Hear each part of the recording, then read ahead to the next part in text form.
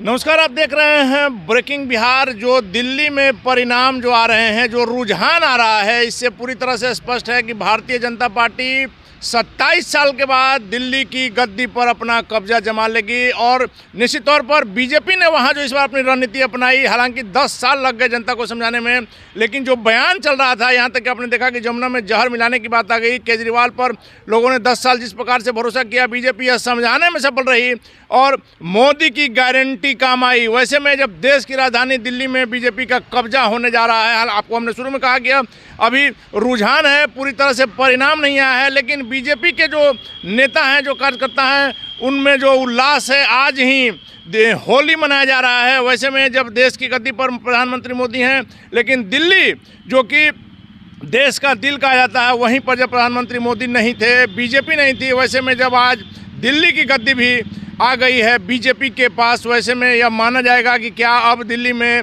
विकास होगा। जो लगातार केजरीवाल और बीजेपी में तनातनी के कारण वहां की जनता झेल रही थी, विकास से वंचित हो रही थी, वैसे में मोदी की गारंटी पर दिल्ली के लोगों ने जो भरोसा जताया है, वैसे में अब क्या होगा दिल्ली का, यह देखने वाली बात होगी। फिलहाल आप सुनिए भारतीय जनता पार्टी के एमएलसी प्रमोद चंद्रवंशी अपनी जो जीत होने जा रही है उस पर क्या कुछ कर रहे हैं। प्रमोद जी, क्या कहिएगा? लग रहा है कि दिल्ली में आपकी विदाई तय है।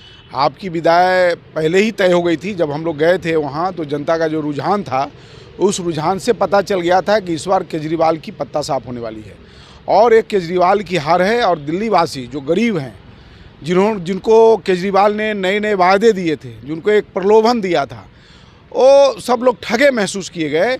इसलिए दिल्ली के गरीब लोगों की ये जीत है। 27 साल के बाद बीजेपी की वापसी होगी दिल्ली में, पूर्ण रूपेण से वापसी हुई है और आगे भी अब दिल्ली में भारतीय जनता पार्टी की सरकार लंबे समय तक रहेगी। लेकिन आपने देखा होगा जिस प्रकार से चुनाव के समय बयान जो चल रहे थे, प्रधानमंत्री तक ने जो बयान दिया, केजरीवाल को क्या क्या कहा, हम उसको रिपीट नहीं करना चाहेंगे।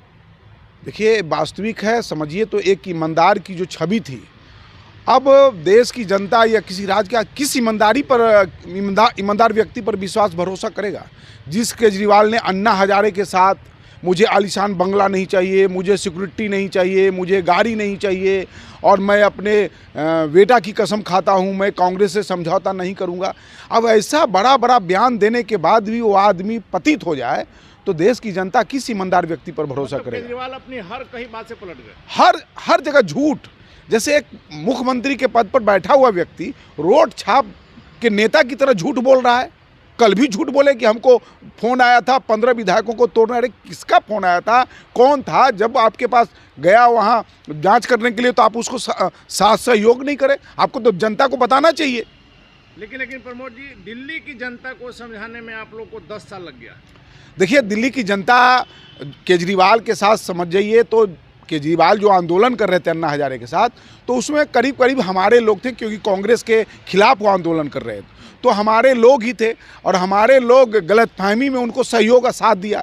इस बार आम आदमी पार्टी के बड़े बड़े नेता सब टूट गए और उनको लग गया कि केजरीवाल जो है ये धोखेबाज आदमी है, यह भ्रष्टाचार के आकंठ में डूबे हुए हैं। इसके पहले ही जो विश्वास थे और कई लोग थे, कुमार विश्वास और कई ऐसे बड़े लोग, सब इनको साथ छोड़ दिए थे। आशुतोष जी हैं, वो भी साथ छोड़ दिए थे, लेकिन बाद में फिर अब दिल्ली की जनता ने साथ छोड़ दिया। अब दिल्ली की जनता ने साथ छोड़ दिया। लेकिन राजनीति का स्तर कहाँ जा रहा है प्रमोद जी? जमुना में जहर मिलाने तक की बात आ गई। कहे ना कि केजरीवाल जैसा झूठा इस देश में कोई नेता नहीं हुआ होगा।